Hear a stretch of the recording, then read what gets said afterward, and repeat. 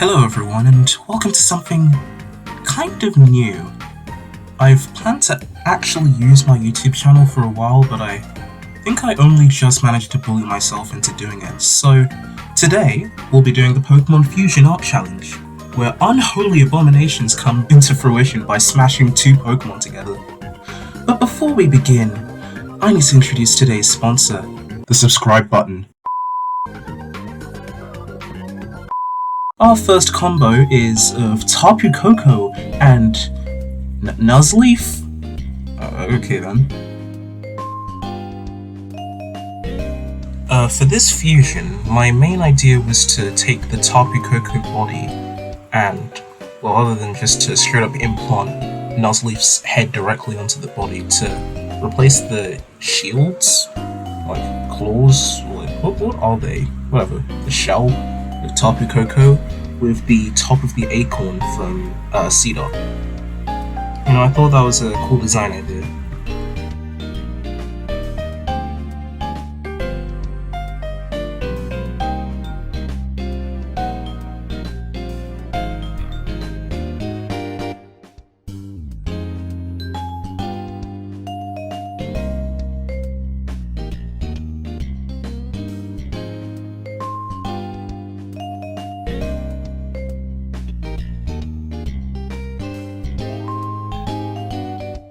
And when I went for the colours, I wanted to try and give a bit of both, so I used the whites from Nuzleaf for the shell and the mask, and the little shoulder band things. But I was a little undecided on like the eye colour and leaves for a little bit. I ended up going for an orange, like you see in Tapu Koko, which I thought was, a little bit interesting. And I used the same blue that's in Tapu Koko's eyes for this fusion's eyes as well.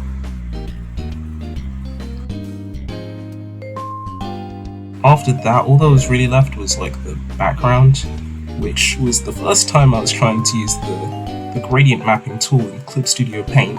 It did not go well. I ended up just relying on a lot of Gaussian blurs and action lines to make it look feasible, but hopefully I'll figure it out at some point. And here we are. First fusion. You got a name for it? Please slam it down in the comment section below, because Lord if I do not. Okay, next up is the Tropius Paris fusion, and this one is definitely my favourite of the three. So, for this one, I had two main goals. I wanted to change the leaf motif in Tropius to be mushrooms, and I wanted to put in some sort of like bug motif. So when I was doing this, I decided to go for mushroom wings, but to make them like beetle elytra. Don't know if you know what those are, but I had to learn what those are from Hollow Knight. I also put the claws on, which was kind of difficult to do since I'm not too experienced with foreshortening. Hopefully I'll get better at that with time though.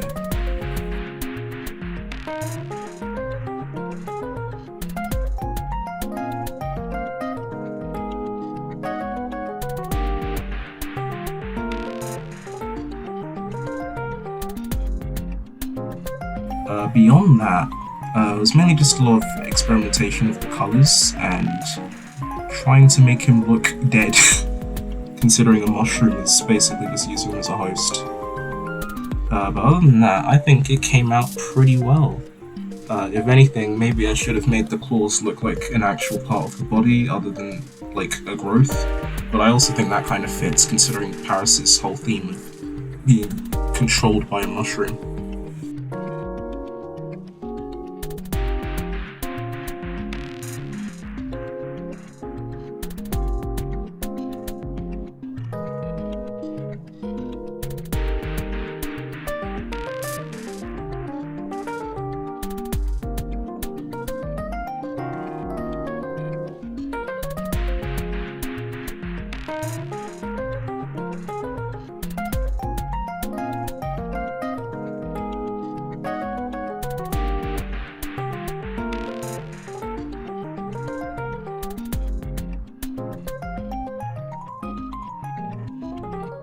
And here we are.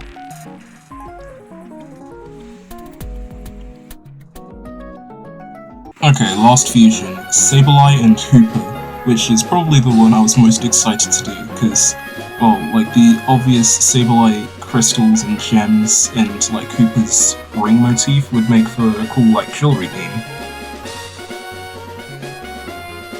So I went for a big wedding ring, and, like, different, like, earrings and rings around this Sableye, like, little dude. Admittedly, I didn't add as many elements of Cooper as I'd like. Like, I gave him his mouth and the eye color, as well as his little ponytail, but I probably should have added a few more colors and stuff, but you know. Hindsight is 2020.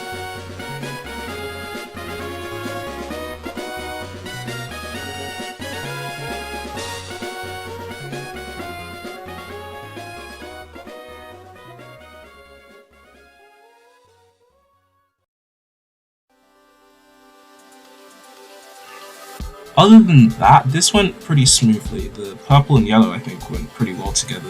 I generally had Sableye in this very gremlin-y pose, because, you know, I think that fits him.